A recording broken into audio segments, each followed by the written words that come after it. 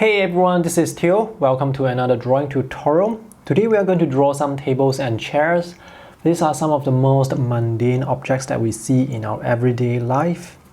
And if you are here in Singapore, you may find these red colored chairs very ubiquitous because they are used in many of our eating places that we call food courts or hawker centers. If you want to follow along, you can download the reference photo in the video description below. Before we get started, I have an announcement for you. Now I have just finished recording an online tutorial course on perspective drawing, and it's now available on my Patreon page, and it will soon be available on my Patreon page. If you are a supporter of mine on Patreon, you can watch some of the earlier lessons that I have posted there.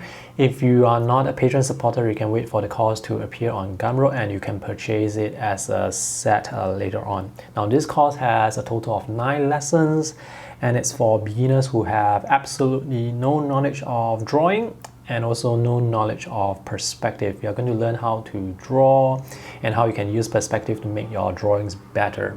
If you like the work that I'm doing on this channel and you want to support me, you can support me on Patreon, or you can support me at Gumroad by getting some of those online courses that I have created. The links will be in the video description below. Let's take a closer look at the photo. So this is a rather complicated subject because there are a lot of overlapping elements. There are 5 chairs on the left side and 4 tables and 3 chairs on the right side, and the chairs, they are all red in color, so they look like they are sort of merged into each other because of the color.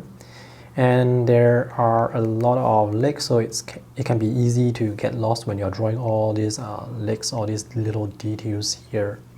So we need some sort of plan, and the technique that I'm going to teach you today is to draw the negative shape. So instead of drawing the chairs, we will draw the shapes around the chair. So instead of, when you're drawing a line like this, don't think of it as drawing the chair, but think of it as drawing the shape of the tiles on the ground.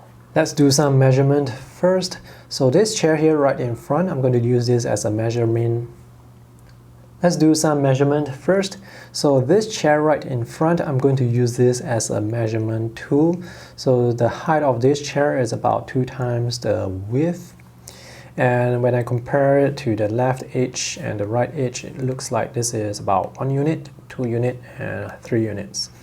As for the height, so we have this chair here, so it's like 1 chair's height, and this is about half a chair's height, or even smaller than that. So when drawing, we need to leave space of 3 units and about 2+ units here, so I can fit everything onto this page. I'm going to start by drawing this chair right in front, this chair that seems to be overlapping all the other elements in the scene. Now pay attention to certain areas, especially this leg here. This leg seems to be behind the table stand.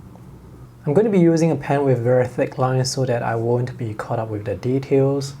I've just placed my fingers to measure the chair here, and I'm going to place that chair within my fingers here. So let's start by drawing the legs on the right side, and this leg here looks like a perfectly vertical line, so let me just draw it right up here. This is about 1 leg's unit, and this is the height of the chair, and we have some height for the table as well, so this should fit everything onto the page. And this will go to the left side like this, and this will come down slightly here. It will stop here. It doesn't go all the way down because I'm using this point as a measurement tool. So it stop here. Now, right now I am actually drawing the shape, the tiles actually. So I want to draw this leg here and goes up like this and comes here. Okay, so now let's draw this leg, continue to draw this leg. This leg will go up all the way here, and this part is a bit thicker, so let's try and measure it. Maybe make this a bit thicker, so it'll be like this, comes down like this. And this part will go up here. From what I can see, this part here, it's directly above this part here. I should have drawn this a bit more tilted. So being able to observe accurately is actually more important sometimes than drawing itself, because every mistake that you make is going to affect your drawing later on. And here I have drawn the leg a bit too vertical. Never mind, I shall just continue. Every drawing, every sketch is a learning experience, by the way, so don't be too stressed out, just have fun. So this will go up here, and it will turn here slightly, and this will come down about to this point here, like this. So sometimes I like to place my point on the paper first and then connect the lines. I find that it's sometimes a bit easier for me. So this time, let's draw this to the right side. This will go past this vertical line slightly. I need to measure it properly, and it will go down like this and like this. It will stop somewhere here above this point here. All right, and this is where the feet of the leg will come down, and the feet of the leg is like this. Make sure that it doesn't go beyond this point here. So everything that I am drawing right now, I am measuring. I'm using other elements that are already in the scene to help me place it. So now that I have the feet here, I can draw this leg here that starts here and goes down all the way here. It seems like there is another table feet here that starts here and goes here, tilts up slightly, up,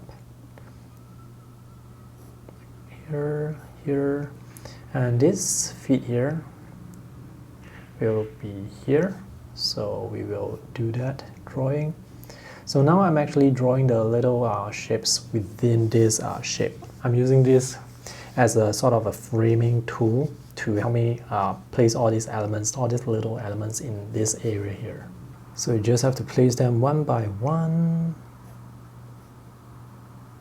Seems like there is this leg here. This stand, this vertical stand of the table here. There is one red leg here. And there is another table feet here. Goes up like this. Goes up. Turns left. And this will come here like this, like this. Yep, I think I've pretty much placed everything into the sketch. Let me finish up drawing this particular leg. This leg here has an angle here that goes up and comes down like this.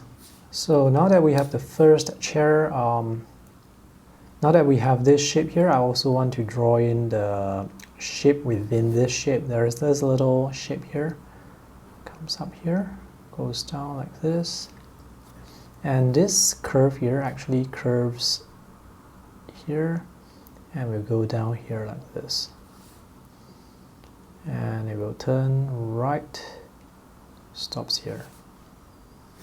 Okay, I think this chair is pretty much done. Let's move on to the next one. I'm going to start the next chair by drawing the leg here first. This leg is slightly above this leg here.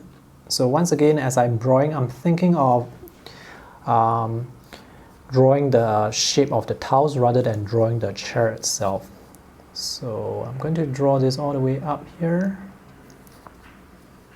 It tilts, I think it tilts to the right side as well. Tilts like this, so let me just draw this up here, and then turns left and goes down all the way here. Yep, somewhere around here, intersects with this point here. Like this, tilts slightly and goes up all the way here. And this is the leg of the second chair, and this chair will the topmost height will be here. So let's join this together and join this here at this intersection. So the legs for this, there is a hole here, and I'm going to draw this hole here, starting here, goes up all the way here, and cuts here, and this part cuts here. Okay, I think this second chair is almost done. Let's draw the shape within this shape. There is this part here. Okay, looks fine to me. Let's draw the next chair. Oh, there's a little leg here, so I want to draw that in. It's about halfway between this line, so it's here. So the next chair starts here and curves to the left side. And this width is about the same as this width, like this. I think I drew, it should be horizontal, but I drew it a bit tilted. Doesn't matter. Sometimes when you're drawing very fast, you make mistakes. The leg will stop here, higher than this point here. Turns left, goes up, turns left again, and goes up here. And then this point here, it's higher, it's somewhere here. Compared to this point is higher. Curves out slightly before it goes down like this. And now I want to draw this shape. This shape will be like this, and then turns right. And this is the leg here. The shape within the shape. There's this little shape here that curves down.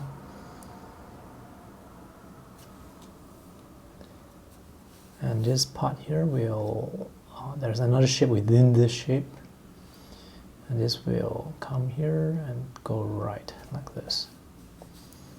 Now with this space here, let's draw the legs beneath. There's one here. There is one here and one here. So now let's continue to draw the rest of the chairs. For the table, I'm going to draw the horizontal side, starting from here. I'm using this chair as a measurement tool, so it will start from here, and we will come here. I think it's about, yeah, this should be about the length. It tilts up slightly, and we'll end here, and it will end here. The next table will end here, very close to this chair. So this is a horizontal line. And make sure to get the angle right. If you cannot see the angle properly, you can use your pen and measure the angle. Just stretch out your arm and lock your elbows in real life. This next table should be here, here, and this last table will start here, like this.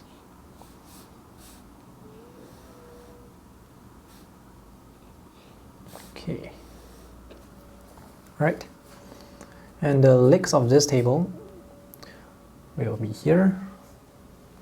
This will go up to this part here, so we'll just join the line like this, and this part will come down like this. So this will be the leg. Let's draw this chair. This second chair behind the first chair starts here, goes to the right, comes down here. And this is the leg of the stand of the second table. The stand of the third table is here. There seems to be some plastic wrap there. I'm just going to draw that in. And this is the stand of the fourth table, hidden behind the chairs. Okay, now basically the rest of the sketch, I'll just be drawing using the same techniques that I've shown you here, so I'm just going to fast forward that. But the main thing to note is draw the big shapes first, and then draw the little shapes between the larger shapes.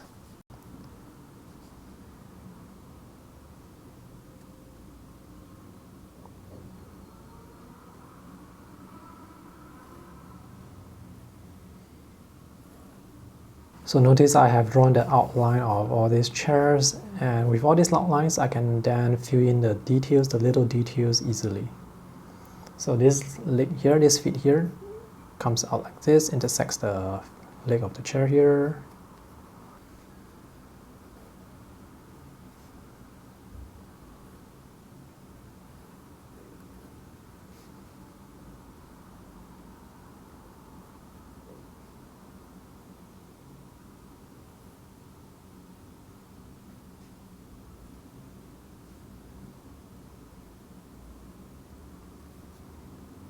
To keep the coloring simple, I'll just be using 3 colors: Hansa Yellow Medium, Pyro Scarlet, and Phthalo Blue.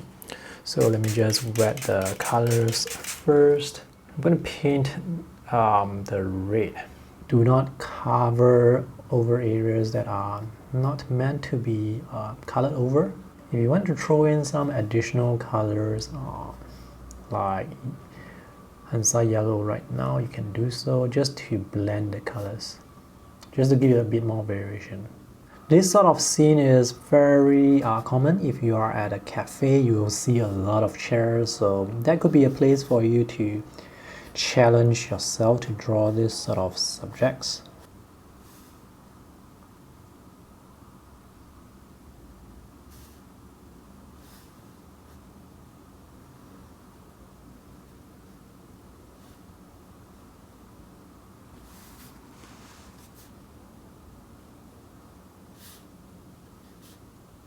Some of the red is reflected on the table as well, so I'm going to paint those in. I'm going to be using a diluted wash for those parts where I can see the red on the table and also on the table stand. Okay, so I'm going to wait for this to dry. Meanwhile, I'm going to maybe mix a gray to color the tabletop. This is the gray that I have mixed with Hansa Yellow Medium, Pyro Scarlet, and Phthalo Blue. So I'm just going to color the tabletop.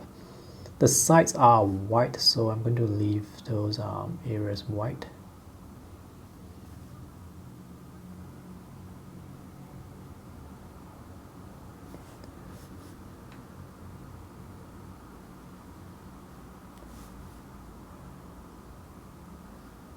For the ground, I'll be mixing an orange with Hansa Yellow Medium and Pyro Scarlet. More of the yellow rather than red because the chairs are red.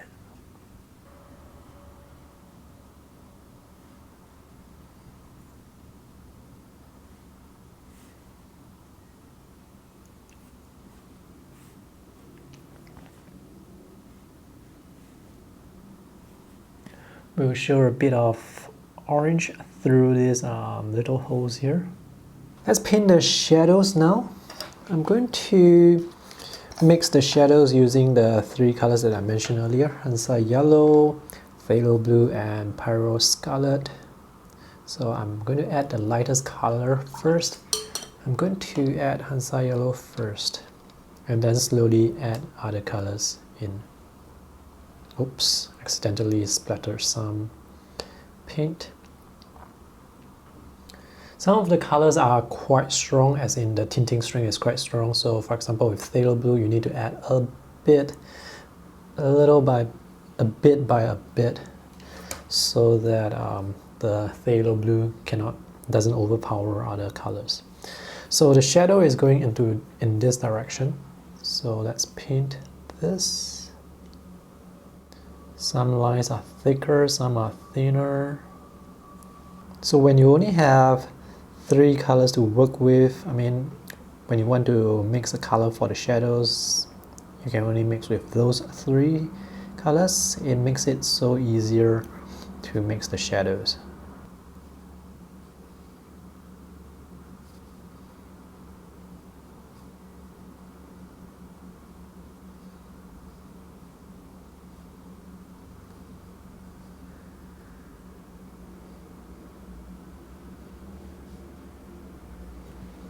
For the shadows on the chairs, I'm actually using Phthalo Blue, a very faint wash of Phthalo Blue to paint the shadows. So the Phthalo Blue will overlap will glaze onto the red to produce this sort of color. If I were to use this shadow for the ground to paint the chairs, it's going to sort of affect the vibrancy of the red.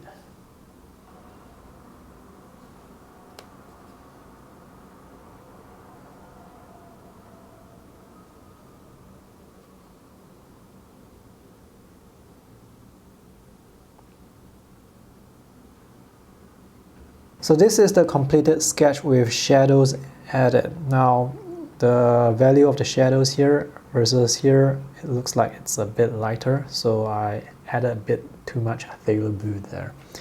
Anyway, when you are painting, sometimes you can just paint color swatches beside to test out the colors. So for example, this is definitely too strong. If you're going to use this over this, you're going to get something like this, which is the contrast is too strong, basically. You can paint some color swatches beside your sketch to test out the mixes first before you apply it on your sketch, and you can also use this to remind yourself what colors you have used. So this is quite useful at times. For the shadows on the chair, the other way to go about painting those shadows is actually to use the same color but with different values. So this is Pyro Red. At full intensity, you can add more water, you can get something like this. I think this may work better. If you take a look at the reference photo, this color may look better as the overall logo color of the chair, and then for the shadow areas you add red like this, overlay it onto this value. I think it may work better, but here I use phthalo blue. So just play around to see what works with you. So you learn with every sketch. So maybe next time I will just paint shadows with one single color, a lighter value of the same color, and overlay it with the darker value of the same color.